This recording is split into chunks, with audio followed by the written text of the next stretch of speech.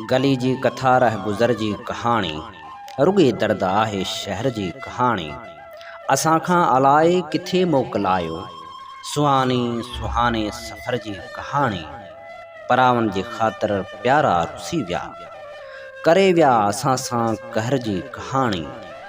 उहो शख़्स अरड़ो अड़ांगो हठीलो, ॿुधाए न सघबी पत्थर जी कहाणी।